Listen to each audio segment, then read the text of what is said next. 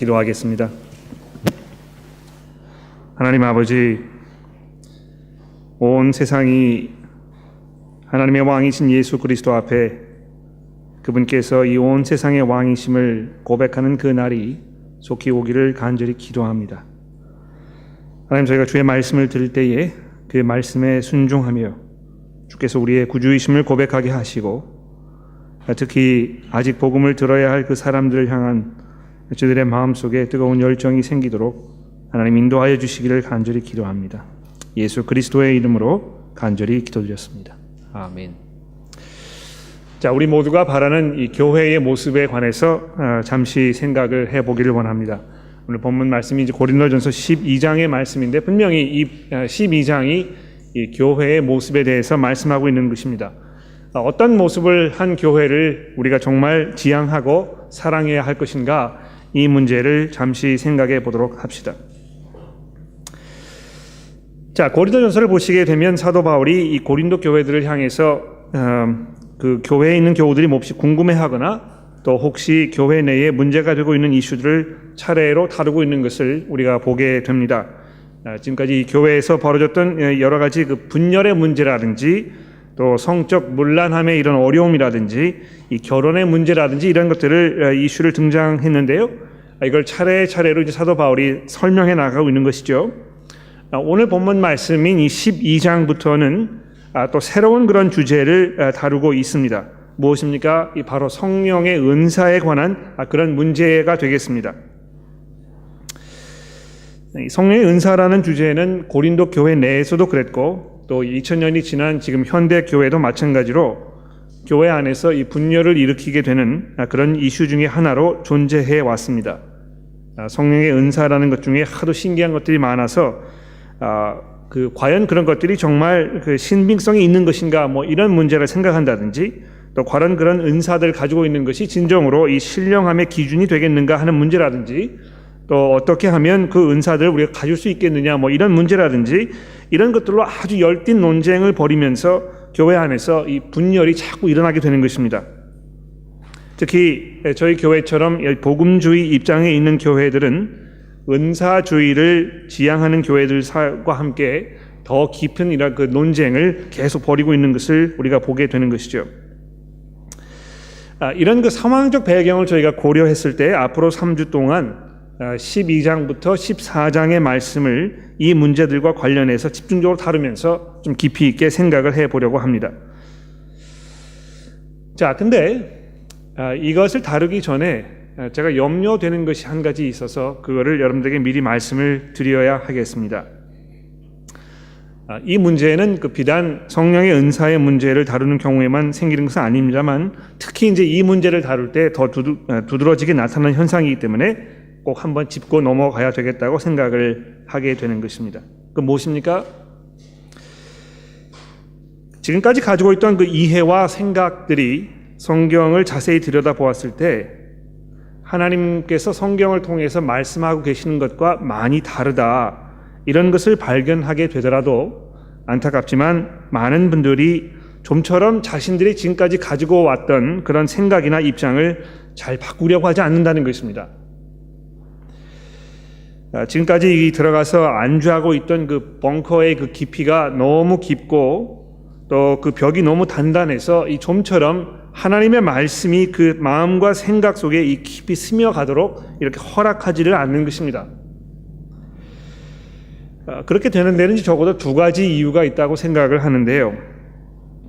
누구든지 그 기존에 오랫동안 익숙해 있던 어떤 것에 익숙해 있다 보게 되면 어떤 그 새로운 변화, 이런 것을 받아들이는 것이 매우 어렵다는 것이 그 첫 번째 이유가 되겠습니다. 그래서 특히 이제 그 연세 드신 분들께서는 어떤 그 변화가 일어나는 것에 대해서 많이 어려워하시고 또 그거를 이렇게 원치 않으시는 그런 거 우리가 보게 되지 않습니까? 누구나 다 그런 성향이 있는 것입니다. 변화를 원치 않는 그런 모습이 우리 가운데 있다는 것이죠. 또 두 번째로 무엇이든지 간에 이미 대중화되어 있는 것을 정석으로 받아들이려고 하는 그런 그 심리가 우리 가운데 있습니다. 이미 그 성령의 은사를 생각하는 데 있어서 많은 그리스도인들이 이 문제에 대해서 공통적으로 가지고 있는 생각들이 있는데요.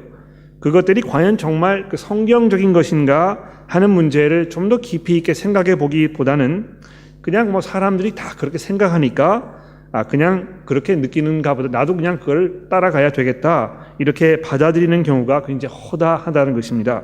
특히 저희처럼 이 동양 문화권에 살고 있는 사람들은 이 단체적 행동 또 단체적 생각 이런 것들을 굉장히 중요하지 않습니까? 그래서 유별나게 이 남의 눈에 띄거나 또 눈에 나지 않게 그냥 묻혀 사는 것이 이 덕이라고 생각을 하기 때문에 좀처럼 다른 사람들과 다른 생각 갖는 것을 굉장히 두려워하고 또 그것을 좋지 않은 모습으로 생각하게 되는 것이죠. 그래서 이런 생각들을 우리가 가지고 있기 때문에 우리가 성경을 읽고 공부할 때도 안타깝지만 이 편식을 하게 되는 경우가 상당히 많습니다.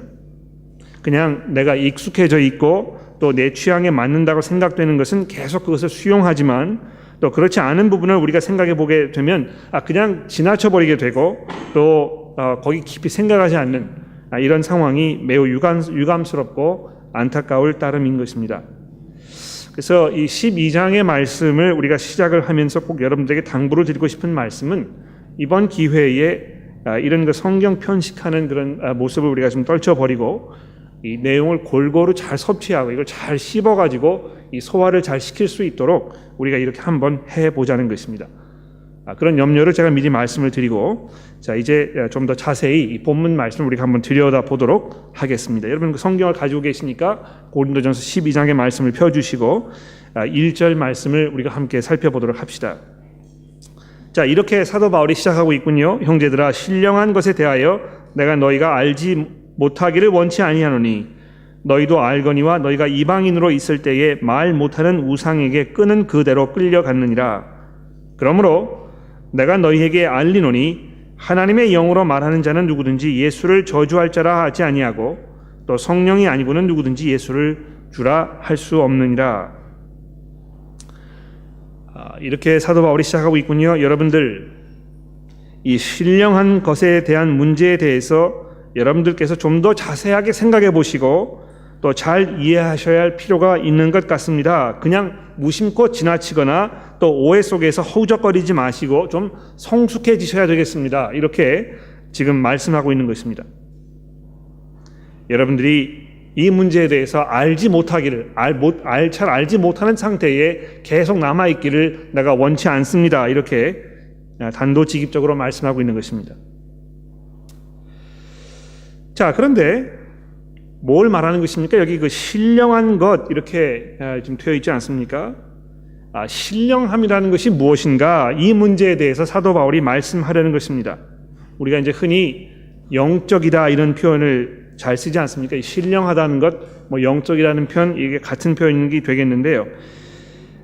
뭐 이 거룩함 이런 문제를 지금 사도 바울이 말씀하고 있는 것입니다. 우리가 일반적으로 이 신령하다 또는 참 영적이다, 이 사람 참 거룩한 삶을 살고 있다 이렇게 이야기했을 때 우리가 일반적으로 뭘 말하는 것입니까? 첫째로는 아마 대부분의 많은 분들이 이 극도로 자신을 절제하는 그런 금욕주의적인 삶을 말하는 것 같습니다. 뭐 말투가 좀 근엄하다든지 또 엄숙하다든지 몸가짐이 경박하지 않다든지 오감을 자극하는 것들로부터 멀리 한다든지 뭐 이런 것들을 말하는 것입니다. 그렇죠? 그래서 어떻게 해서든지 자기를 절제하고 뭐 이 그 많은 그런 쾌락이나 이런 데 빠져들지 않는 이런 거 말하는 경우가 있습니다. 둘째로 이 영적 은사와 밀접한 관계를 가지고 있는 그 신비주의적인 면을 말하는 경우가 많이 있는데요. 뭐 신유의 은사를 자유자재로 사용한다든지 또 방언이나 예언의 이런 특별한 은사를 사용하는 사람들을 지칭하는 경우가 상당히 많이 있는 것을 우리가 보게 되는 것입니다. 자, 그런데 사도 바울이 이 신령함의 문제에 대해서 어떻게 접근하고 있는지 잘 한번 들어보십시오. 첫 번째로 고린도 교회 성도들이 예수 믿기 이전에 신령하지 않았던 그 과거의 삶의 모습을 간단하게 설명하는 것으로부터 시작하고 있습니다. 그렇죠? 예전에는 사시고 참되신 하나님께서 이끄시는 삶을 살지 아니하고 말도 하지 못하는 우상에게 끌려다니는 삶을 살았습니다. 여러분, 이렇게 설명합니다. 그것이 신령하지 않은 삶이라는 것입니다. 여러분이 과거에 그렇게 살았는데 그것이 신령하지 않은 삶을 살았다는 것이고 엉뚱하게 하나님이 아닌 것을 쫓아서 그것에 끌려다니는 그런 삶을 사는 것이 신령함의 반대가 되는 삶이라는 것입니다. 그러나 계속해서 3절을 보십시오. 어떤 변화가 그들에게 일어났습니까? 하나님의 영, 곧 성령께서 그 삶 속에 들어오셨다는 것이죠. 성령께서 들어오셨을 때 그 사람의 삶 속에 어떤 변화가 일어났습니까? 소위 말하는 이 신령한 삶이 이제 시작이 된 것인데요. 전에는 성령이 없이 이방인으로 우상을 지배에 당하는 삶을 살았지만, 그러나 성령께서 임하셨을 때 그 사람의 삶에 놀라운 변화가 일어났다는 것입니까? 예수 그리스도 그분에게 돌아서게 되는 것입니다. 예수를 주라고 고백하는 변화가 일어나게 되었다고 사도 바울이 이야기하고 있습니다. 이 신령함에 대해서 이야기하면서 과거에 예수 믿지 않고 우상 섬기며 사는 삶, 그리고 예수 믿어서 주를 그리스도로 고백하는 삶, 이렇게 대조시키면서 설명하고 있다는 것이죠. 이 상당히 중요한 포인트입니다, 여러분. 여기서 바울 사도가 성령과 성자 하나님, 곧 예수 그리스도 그분을 아주 밀접하게 연관시켜서 지금 말씀하고 계신다는 사실입니다. 이방인으로 살 때는 하나님을 모르고 살았지만 성령께서 역사하셔서 그 사람의 변화가 일어났을 때 예수 그리스도 그분을 구주로 고백하게 된다는 것입니다. 이 신령한 삶의 핵심은 다시 말해서 예수 그리스도 그분을 내가 섬겨야 할 나의 구주로 고백하는 일입니다. 바로 그것이 성경을 통해서 하나님께서 말씀하고 계시는 이 신령함이라는 것입니다. 자, 그것을 전제로 해서 4절부터 이렇게 말씀하고 있습니다. 4절 말씀을 보실까요?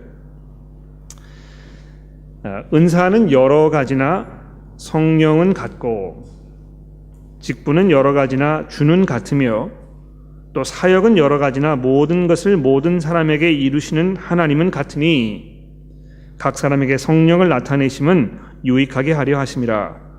자, 여기 보시게 되면 성령 하나님과 성자 하나님과 성부 하나님에 대해서 이렇게 이야기하고 있습니다.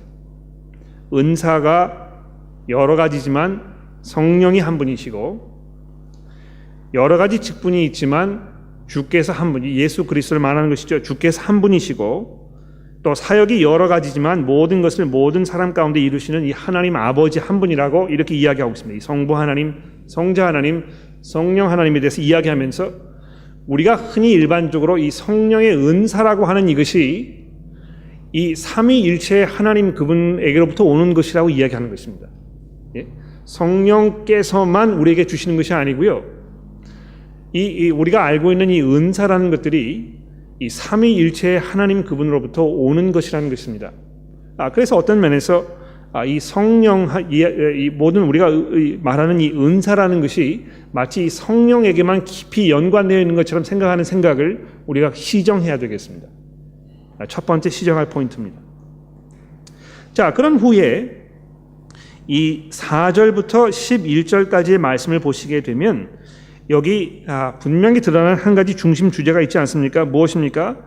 이 하나님께서 모든 사람들에게 아주 다양한 은사를 주셨다는 것입니다. 그래서 어떤 사람들에게는 이 지식의 말씀 전하는 것, 어떤 사람에게는 지혜의 말씀을 전하는 것, 어떤 사람에게는 믿음을, 어떤 사람에게는 병 고치는 은사를, 어떤 사람에게는 능력 행함을, 어떤 사람에게 예언, 이런 각각 여러 가지 것들을 주셨는데요.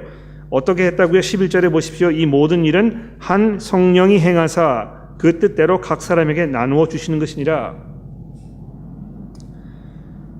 나중에 보시게 되면 이제 이 모든 것들이 또 예수 그리스도 그분과 연결되어 있다고 설명하게 되고, 또 나중에 보시게 되면 아시겠지만 이런 모든 은사들이 하나님 아버지께서 주시는 것이라고 사도 바울이 말씀하고 있다는 것입니다. 자, 왜 이야기를 하고 있는 것입니까? 각양각색의 이 은사들이 우리 가운데 있는데 거기 보시게 되면 이 모든 것들 주신 이유가 유익하게 하려 함이라, 이렇게 7절 말씀에 이야기하고 있습니다.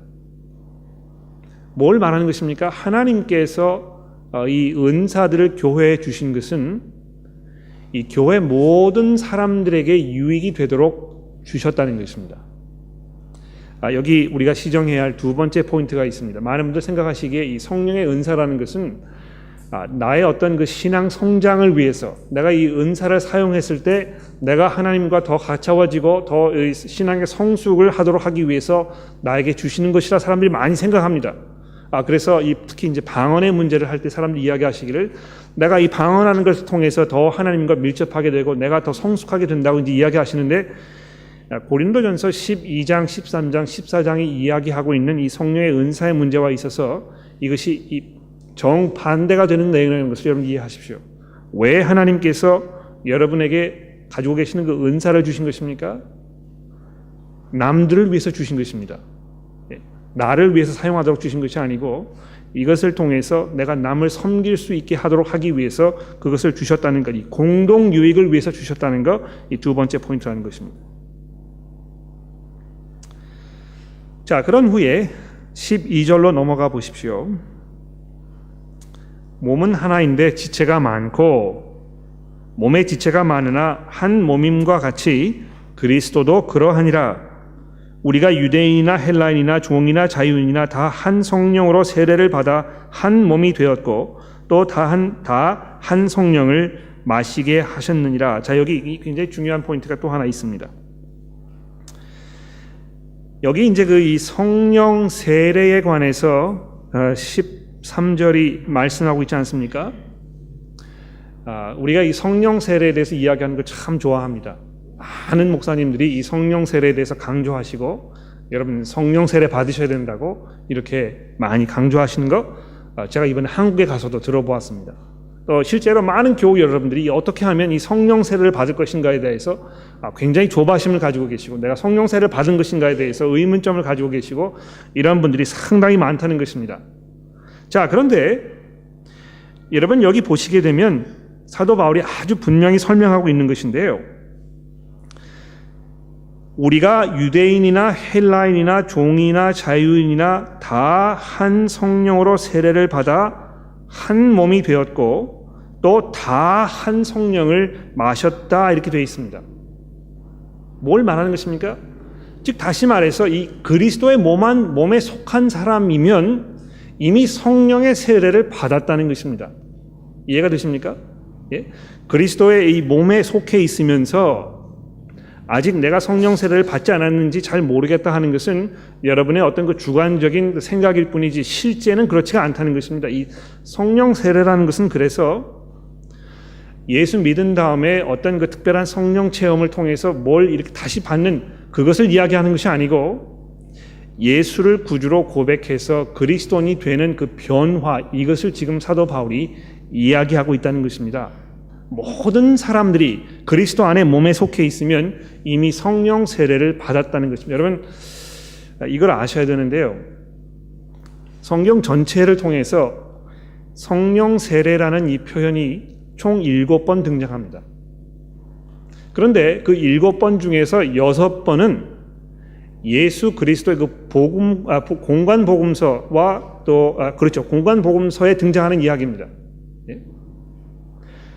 오히려 나머지 신약 성경 부분에서 이 성령 세례에서 관해서 이야기하는 부분은 이 고린도전서 12장 13절 말씀이 유일합니다. 그런데 제가 시간이 없어서 공관복음서에 등장하는 이 성령 세례에 대해서 제가 말씀드리기 어렵습니다만 한 가지 말씀드릴 수 있는 것이 있다면 예수 그리스도께서 오셨을 때 사람들에게 이 세례를 주시는 것 혹시 혹은 그들을 불러서 예수 그리스도의 제자로 만드는 것, 예전에 죽은 삶을 살았지만 하나님의 이 그 은혜 가운데 들어가서 거듭나는 삶을 살게 되는 그것을 이 성령 세례 주는 것으로 예수님께서 말씀하고 계신다는 것입니다. 오늘 우리가 이 에스겔서 37장을 읽지 않았습니까? 거기에 보시면 에스겔이 무슨 환상에 대해서 이야기하고 있습니까? 그 마른 뼈들이 있었는데 거기에 생기를 불어 넣어 가지고 그 생기를 불어넣음을 받은 이 뼈들이 일어나 가지고 하나님의 백성이 되는 그런 그 장면을 설명하고 있는데요. 여기 그 생기라는 그 표현은 히브리어로 하나님의 영이라는 말입니다. 그래서 하나님의 영이 그 사람들 가운데 들어갔을 때 죽은 사람들이 살아나는 그 광경을 지금 설명하고 있는 것입니다. 예수님께서 그것을 픽업하셔가지고 복음서에서 이 성령 세례 주는 것에 대해서 이야기하면서 내가 와서 이 성령으로 너에게 세례를 주겠다 이야기하셨을 때 너희들로 하여금 거듭나는 삶, 과거에 이 죽었던 삶 속에서 일어나서 이제 예수 믿고 이 거듭난 영생의 삶 사는 거, 이거를 지금 말씀하고 계신다는 것입니다. 이 사도 바울도 그것과 다르지 않습니다. 나중에 예수 믿고 난 다음에 어떤 특별한 기도원에 가서 금식 기도하시다가 무슨 이 성령 세례를 뜨겁게 받은 거, 이런 것 이야기하는 것이 아니고요. 예수 믿어서 예수를 구주로 고백하는 그 상황을 지금 말하고 있는 것입니다. 여러분이 다 성령 세례를 통해서 한 몸이 되었다고 사도 바울이 강조하고 있는 거 기억하십시오. 자, 그러면서 이제 14절부터 교회의 모습에 대해서, 그런 것을 바탕으로 해서 교회의 중요한 모습 두 가지를 우리에게 설명합니다. 첫 번째는 이 교회에는 내가 설 자리가 없는 것 같다 이야기하시는 분들을 향해서 사도 바울이 이야기하고 있습니다. 가끔 교회에서 이제 그런 분들 우리가 만나 볼 수 있을지 모르겠습니다. 교회에 왔는데 이미 많은 분들이 많은 부분에 수고를 많이 하고 계시고, 내가 이 비집고 들어갈 틈도 없는 것 같고, 또 내가 감당해야 할 일도 없는 것 같고, 또 내가 가진 것이 없어서, 내가 할 줄 아는 것이 없어서 내가 과연 이 교회에서 뭘 할 수 있을까? 이런 그 생각, 이런 염려, 이런 아쉬움, 이런 것들 가지고 계시는 분들이 종종 있다는 것입니다. 그래서 교회를 한 서너 번 다니시다가 나오시다가 다른 데로 이제 내가 가야 되겠다 이렇게 생각을 하시는 분들도 있는 것이죠. 또 교회에서 신앙생활을 오래 하셨지만 내가 여기에서 인정을 못 받는다고 생각하는 것입니다. 다른 사람들은 목사님으로부터 또 교회 여러 리더들로부터 인정을 많이 받아가지고 내가 이제 좀 설 자리가 생기고 내가 이렇게 해서 여기에 많이 이렇게 할 수 있는 것처럼 생각이 보이는 사람들이 있는데, 나에게는 이제 그런 일이 일어나지 않는다는 것입니다. 그래서 내가 설 자리가 없는 것 같다, 아무도 나를 알아주지 않는다, 인정 내가 받지 못하는 것 같다, 이런 염려를 가지고 계시는 분들이 종종 있다는 것입니다. 자, 그런 분들을 향해서 사도 바울이 뭐라고 이야기하고 있습니까? 14절 보십시오. 몸은 한 지체뿐만 아니요 여럿입니다. 만일 발이 이르되 나는 손이 아니니 몸에 붙지 아니하였다 할지라도 이로써 몸에 붙지 아니한 것이 아니요, 또 귀가 이르되 나는 눈이 아니니 몸에 붙지 아니하였다 할지라도 이로써 몸에 붙지 아니한 것이 아니니, 만일 온 몸이 눈이면 듣는 곳은 어디며 온 몸이 듣는 곳이면 냄새 맡는 곳은 어디냐? 그러나 이제 하나님이 그 원하시는 대로 지체를 각각 몸에 두셨으니 만일 다 한 지체뿐이면 몸은 어디냐? 자, 여기 보십시오. 이 하나님 아버지, 그분에 대해서 이야기하고 있습니다. 우리가 교회에서 감당하는 어떤 그 사역들, 또 그 사역을 감당하기 위해서 하나님께서 주신 그 은사들, 이런 것들은 하나님께서 원하시는 대로 우리들에게 주셨다는 것입니다. 그렇죠? 그런데 그거 이야기하면서 지금 사도 바울이 강조하는 바가 무엇입니까? 그 어느 하나 교회 안에서 필요하지 않은 존재가 없다는 것입니다. 예수 그리스도를 구주로 고백해서 이 교회의 한 지체가 되었으면 그 모든 사람들이 이 교회의 공동 유익을 위해서 아주 중요한 역할을 하고 계시는 분들이라는 것입니다. 그 누구도 이 사람 내가 우리가 필요하지 않아 이렇게 이야기할 수 없다는 것이죠. 또 그 누구도 생각하기에 나는 이 자리에 할 일이 없는 것 같아, 내가 감당해야 할 역할은 없는 것 같아, 이렇게 이야기하지 말라는 것입니다. 하나님께서 이미 다 아셔서 이 몸에 필요한 부분들을 다 마련해 주셨다는 것이죠.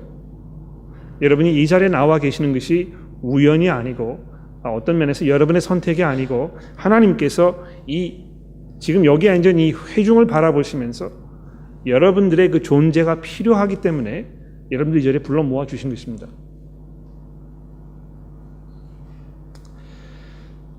또 20절부터는 그와 정반대의 사람들 향해서 말씀하고 있습니다.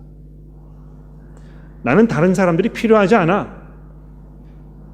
나는 얼마든지 내 스스로 신앙생활 잘 할 수 있어. 뭐 이런 분들 우리가 만나볼 수 있지 않습니까? 그래서 나는 뭐 예수를 믿기는 하지만 교회는 다니지 않습니다. 뭐 이렇게 이야기하시는 분도 있고, 또 교회 오셨을 때에도 다른 사람들과 이 교제하고 섬기는 일, 이것을 잘 이렇게 선뜻 나서지 않는 분들도 많이 있습니다. 뭐 여러 가지 이유와 그 상황 때문에 그럴 거라고 생각을 합니다만, 결과적으로는 나는 다른 사람이 없어도 얼마든지 내 스스로 내 신앙생활을 잘 할 수 있다고 생각하기 때문에 그렇게 되는 것입니다. 네? 다른 사람의 섬김, 또 내가 다른 사람을 섬기는 것, 이런 것이 이 신앙생활에서 그렇게 중요하지 않다고 생각되기 때문에 그렇게 되게 된다는 것이죠. 그러나 사도 바울이 이 교회의 모습에 대해 생각하면서 그런 방법으로 설명하고 있지 않습니다. 잘 들어보십시오. 지체는 많으나 몸은 하나니라. 눈이 손더러 내가 너를 쓸데없다 하거나, 또한 머리가 발더러 내가 너를 쓸데없다 하지 못하리라. 그뿐 아니라 더 약하게 보이는 몸의 지체가 도리어 요긴하고, 우리가 몸에 덜 귀히 여기는 그것을 더욱 귀한 것으로 입혀주며, 우리의 아름답지 못한 지체는 더욱 아름다운 것을 얻게 되느니라. 그런즉 우리의 아름다운 지체는 그럴 필요가 없느니라. 오직 하나님이 몸을 고르게 하여 부족한 지체에 귀중함을 더하사 몸 가운데에서 분쟁이 없고 오직 여러 지체가 서로 같이 돌아보게 하셨느니라. 만일 한 지체가 고통을 받으면 모든 지체가 함께 고통을 받고, 한 지체가 영광을 얻으면 모든 지체가 함께 즐거워하느니라.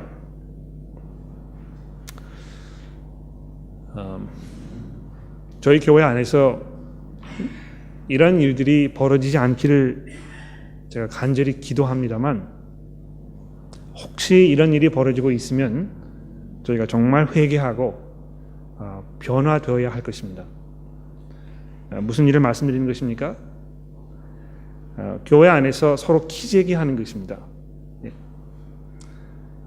뭐 이 사람은 내 수준에 안 맞는 것 같아.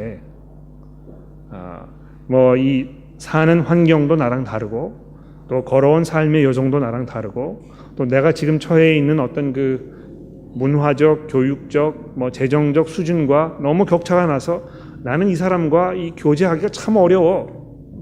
뭐 이렇게 생각하는 것입니다. 사람을 자꾸 내려다보고 얕잡아보고 자기를 더 나은 사람으로 생각하고, 또 주변에 있는 사람들을 자기 발등상에 있는 사람들인 것처럼 생각하는 것입니다. 고린도 교회 안에서는 그런 일들이 아주 그 비일비재하게 일어났습니다. 아마 여러분 그 지난주에 이 성찬식 하는 문제에 대해서 이제 들어보셨을 텐데요. 거기 어떤 상황이 벌어졌습니까? 서로 몸을 돌아보지 아니하고 교회에서 그냥 무질서하게 그냥 무턱대고 막 먹어대는 것입니다. 정말 교회에 와서야 비로소 이 굶주린 배를 좀 채우고 이런 그 상황에 있는 분들도 교회에 계시는데, 그런 사람들 전혀 배려하지 아니하고 그냥 자기 굶주린 배만 채우겠다는 것입니다. 그러면서 사도 바울이 그 고린도 교회를 향해서 여러분들이 그렇게 함으로 인해서 그 형제 자매들 정말 창피를 주고 이렇게 하는 것이 옳은 일이겠습니까? 아주 심하게 책망하고 있는 것을 보게 되지 않습니까? 마찬가지로 이 그 12장의 말씀에서도 그런 상황을 지금 이야기하는 것입니다. 나는 저 사람 필요하지 않아. 난 저 사람이 없어도 얼마든지 신앙생활 잘할 수 있어. 나랑 수준이 다르니까. 그러나 여러분 잘 들어보십시오. 하나님께서 어떻게 하셨다고요? 약하게 보이는 몸의 지체가 오히려 요긴하고, 우리가 몸에 덜 귀히 여기는 그것을 더욱 귀한 것으로 입혀주며, 우리의 아름답지 못한 지체는 더욱 아름다운 것을 얻게 한다. 뭘 말하는 것입니까? 여러분, 우리 몸에서 좀 이 수치스러운 그런 부분이 있지 않습니까? 예? 다른 사람들에게 드러내 보여주고 싶지 않은 그런 부분이 있지 않습니까? 우리가 어떻게 합니까? 그걸 잘 가리지 않습니까? 또 그걸 잘 간수한단 말입니다. 예? 그렇듯이 교회 안에서도 특히 어려운 상황에 있는 분이 계시다면, 특히 우리의 도움이 필요한 분들이 계시다면 우리가 더욱 그분들을 사랑하고 높여주고 존경해드리고 올려드리고 이렇게 하는 것이 마땅하다는 것입니다. 참 교회 안에서 이 대접받는 문제가 얼마나 심각하게 큰 문제가 되는 것인지 제가 뼈저리게 느끼고 돌아왔습니다. 한국에서. 교회에서 어떤 그 특별한 사회적 지위나 위치에 있는 분들은 교회 오시면 더 좋은 자리에 앉도록 이렇게 해드리고, 또 그분들에게 먼저 밥 갖다 드리고, 또 뭐 이 설거지 같은 거 하는 거 하지 마시라고 이렇게 하고, 이렇게 하는 것이 이 교회의 뭐 아주 보편적인 일처럼 되어 있고, 또 그분들에게 특별히 뭐 교회에서 많은 일 하시라고 이렇게 맡겨드리고, 그렇지 않은 분들은 교회 와도 인사하지 아니하고, 이런 분들이 이런 상황이 얼마나 자주 일어나는지 정말 안타까울 따름인 것입니다. 그러나 그렇지 않다는 것이죠. 하나님께서 그 은사들을 교회에 주셨는데, 그 은사를 주신 이유는 모든 사람이 공동으로 유익을 받게 하기 위해서 함이고, 또 그런 일이 벌어지기 위해서 그 누구 하나도 불필요한 사람이 없다는 것입니다. 그러므로 여러분, 교회에 오셨을 때 교제하는 일로부터 멀어지지 마십시오. 다른 사람을 섬기는 일로부터 이 거리를 두시고, 또 그것은 내가 할 일이 아니라고 생각하지 마시라는 것입니다. 여러분께서 이 교회 안에 한 지체로서 지금 계시는 것은 이 교회가 여러분의 수고와 여러분의 헌신과 여러분의 열정을 필요로 하기 때문에 그렇다는 것입니다. 그러면서 27절에 이제 이렇게 결론을 짓고 있습니다. 너희는 그리스도의 몸이요 지체의 각 부분이라. 하나님이 교회 중에 몇을 세우셨으니 첫째는 사도요, 둘째는 선지자요, 셋째는 교사요, 그 다음은 능력을 행하는 자요, 그 다음은 병 고치는 은사와 서로 돕는 것과 다스리는 것과 각종 방언을 말하는 것이라. 다 사도이겠느냐? 다 선지자이겠느냐? 다 교사이겠느냐? 다 능력을 행하는 자이겠느냐? 다 병 고치는 은사를 가진 자이겠느냐? 다 방언을 말하는 자이겠느냐? 다 통역하는 자이겠느냐? 답은 뻔하지 않습니까? 다 이거 하겠다고 하면 다른 일은 누가 하겠느냐? 이런 지금 얘기하고 있는 것입니다. 모든 그 은사가 다 필요한 것이고 다 중요한 것이고 정말 그 어느 하나 불필요한 것이 없다는 것을 사도 바울이 아주 강조해서 여러 번 이야기하고 있습니다. 그러므로 여러분, 하나님께서 여러분들에게 주신 그 은사를 그냥 내버려 두지 마시고 이것을 가지고 형제 자매들 잘 섬기는 그 일을 감당하십시오. 자, 그런데 31절에 보시게 되면 사도 바울이 지금까지 이야기한 것과 정반대가 되는 것처럼 보이는 말씀을 하고 있습니다. 그러나 너희는 더욱 큰 은사를 사모하라.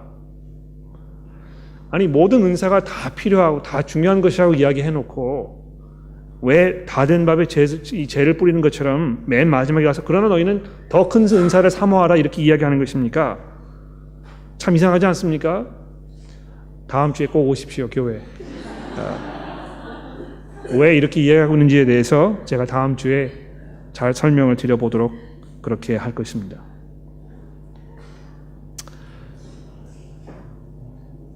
자, 제가 여러분 드릴 말씀 다 드렸는데요. 혹시 설교를 들으시면서 또 성경 공부를 하시면서 아직 해결되지 않은 좀 더 궁금하신 그런 점들이 있으시면 지금 한번 질문을 해보시겠습니까? 혹시 그런 분들이 계시는지 모르겠습니다. 예, 우리 조영화 교우님 계시는데요.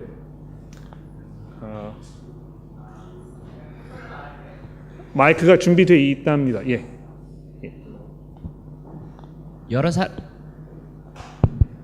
여러 사람들이 이 고린도전서 12장 읽고 또 내 은사가 무엇인가, 내 은사를 어떻게 알 수 있는가, 또 어느 교회들 가면은 내 은사를 알 수 있는 코스가 뭐 그것도 있거든요. 그래서 오늘 설교하시고 이제 사람들이 이제 어떻게 자기 은사를 알 수 있을까, 그것을 좀 말씀해 주면 좋겠습니다. 네, 훌륭한 질문입니다. 고맙습니다. 누가 꼭 그 질문을 해주시길 제가 바라고 있었는데요. 간단히 말씀을 드리면 내가 가지고 있는 은사가 무엇인가는 가만히 앉아가지고 생각해서 알 수 없습니다. 예? 뭐 그거 가지고 금식기도 하시고 뭐 이 고민하시고 이렇게 하셔서 알 수 없습니다. 내가 가지고 있는 은사가 무엇인지 알기 원하시면 여러분 주변에 보이시는 누군가 해야 할 일이 보이시면 그거를 해보시면 알 수 있습니다. 이거 누군가 해야 되겠다.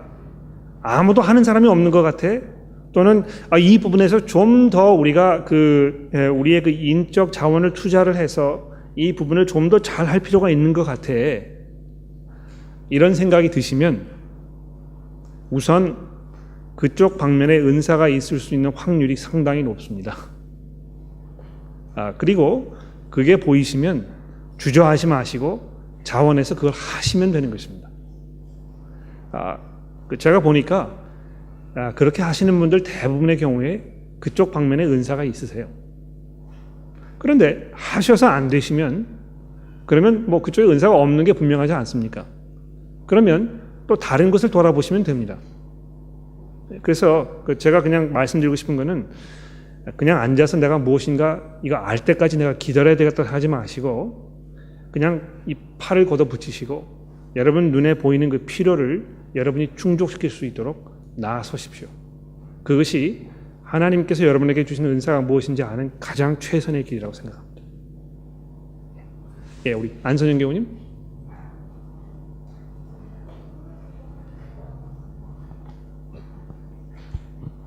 다름이 아니라 그 은사는 하나님께서 성령님께서 저희에게 주시는 건데 그 성령의 은사와 그 교회에서 교인들이 많이 컨퓨즈 되는 게 은사하고 저희가 가진 재능, 탤런트하고 많이 컨퓨즈가 되는 것 같아요. 그래서 저희가 교회에서 이렇게 아까 지금 목사님 말씀하신 것처럼 그 성령의 은사는 무엇이고 그 다음에 저희가 가진 재능과 what is the difference 그거에 대해서 조금 설명해 주셨으면 좋겠습니다. 네네. 굉장히 좋은 질문이라 생각을 합니다.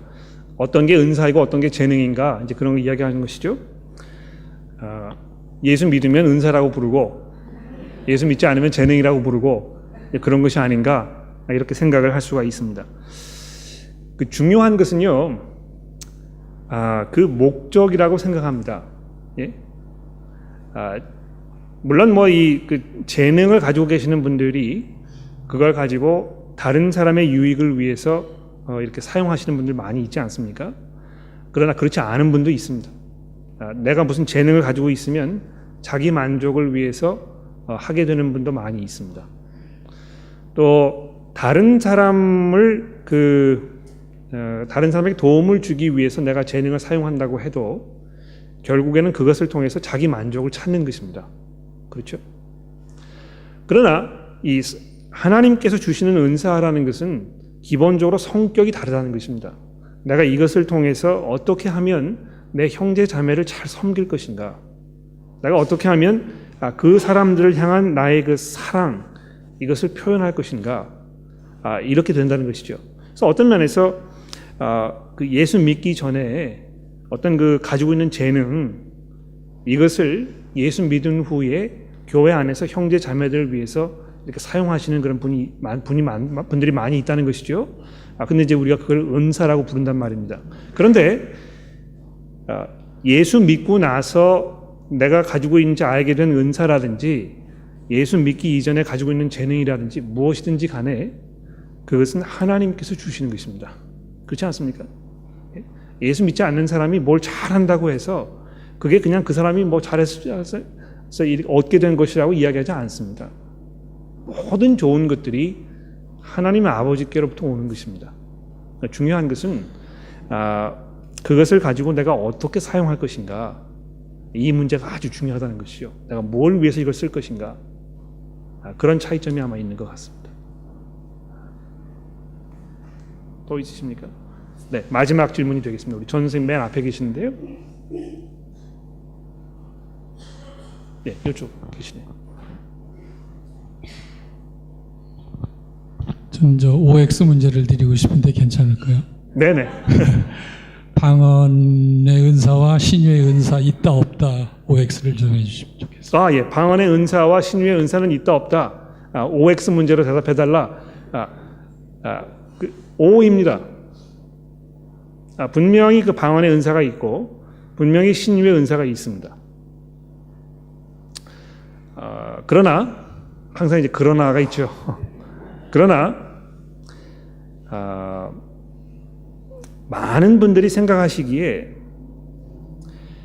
이걸 딱 둘로 나눠 가지고 어떤 그 합리주의적인 입장에 입각을 해 가지고 어떤 그 신비적인 것은 다 배제하고 또는 이 신비적인 것만 생각해 가지고 합리주의적인 건 다 배제하고 이런 그 어떤 그 양극화 현상이 자꾸 벌어지는 것 같아요.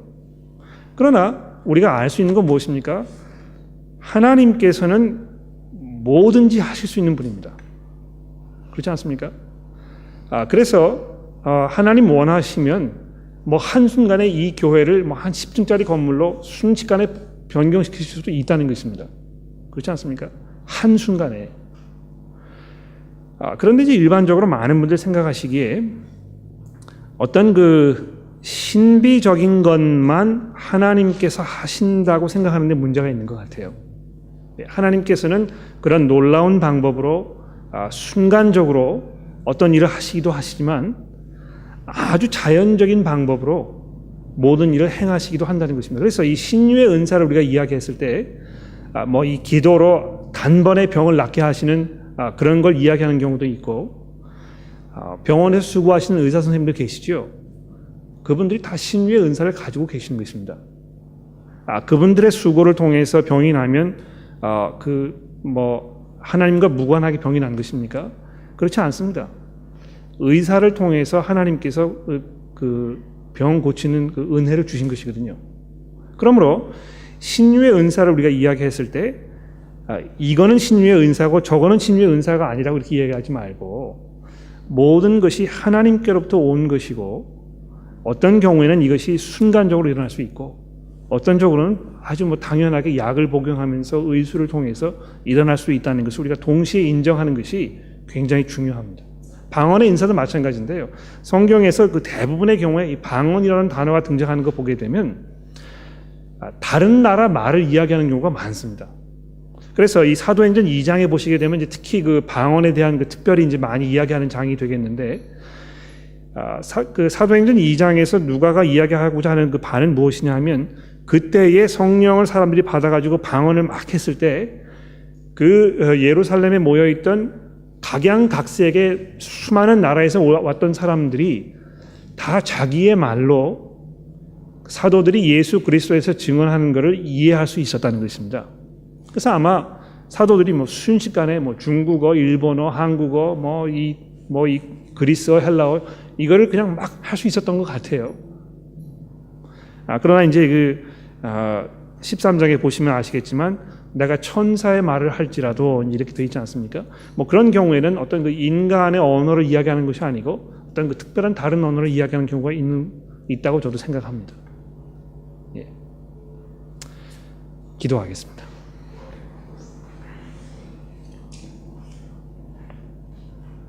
하나님 아버지, 저희를 교회로 불러 모아 주셨는데 이 교회 안에서 저희가 서로를 깊이 사랑하고 섬기게 되기를 간절히 소원합니다. 우리가 형제 자매 돌아보는 일을 소홀히 하지 않게 도와주시고 특히 저희 가운데 더욱 저희의 도움이 필요한 형제 자매들이 있으면 우리가 그분들을 높여드리고 존경하며 사랑하는 그런 모습을 저희가 배워갈 수 있도록 도와주시고 또 하나님께서 주신 그 귀한 그 달란트들을 형제 자매를 위해서 복음 선포하는 일을 위해서 우리가 아낌없이 사용할 수 있도록 주저하지 않도록 저희를 도와주시기를 간절히 기도합니다. 예수 그리스도의 이름으로 기도드렸습니다.